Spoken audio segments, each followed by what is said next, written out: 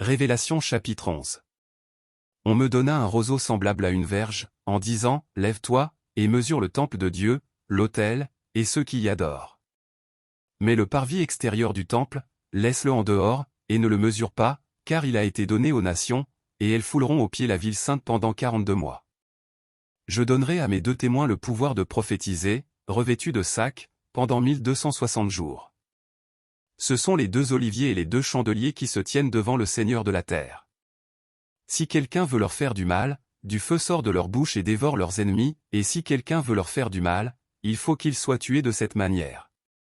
Ils ont le pouvoir de fermer le ciel, afin qu'il ne tombe point de pluie pendant les jours de leur prophétie, et ils ont le pouvoir de changer les eaux en sang, et de frapper la terre de toute espèce de plaie, chaque fois qu'ils le voudront.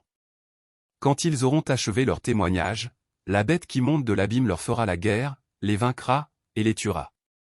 Et leurs cadavres seront sur la place de la grande ville, qui est appelée, dans un sens spirituel, Sodome et Égypte, la même où leur Seigneur a été crucifié. Des hommes d'entre les peuples, les tribus, les langues, et les nations, verront leurs cadavres pendant 3 jours et demi, et ils ne permettront pas que leurs cadavres soient mis dans un sépulcre. Et à cause d'eux les habitants de la terre se réjouiront et seront dans l'allégresse, et ils s'enverront des présents les uns aux autres, parce que ces 2 prophètes ont tourmenté les habitants de la terre.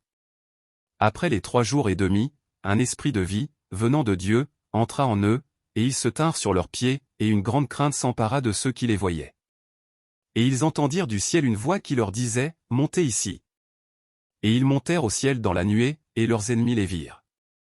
À cette heure-là, il y eut un grand tremblement de terre, et la 10e partie de la ville tomba, 7000 hommes furent tués dans ce tremblement de terre, et les autres furent effrayés et donnèrent gloire au Dieu du ciel. Le second malheur est passé.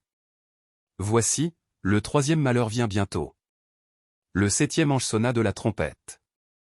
Et il y eut dans le ciel de fortes voix qui disaient, « Le royaume du monde est remis à notre Seigneur et à son Christ, et il régnera au siècle des siècles. » Et les 24 vieillards, qui étaient assis devant Dieu sur leur trône, se prosternèrent sur leurs faces, et ils adorèrent Dieu. En disant, « Nous te rendons grâce, Seigneur Dieu Tout-Puissant, qui est, et qui était, de ce que car tu as saisi ta grande puissance et pris possession de ton règne.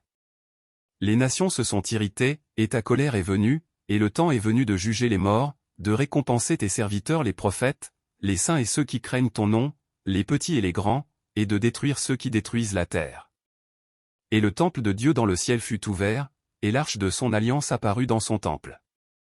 Et il y eut des éclairs, des voix, des tonnerres, un tremblement de terre, et une forte grêle.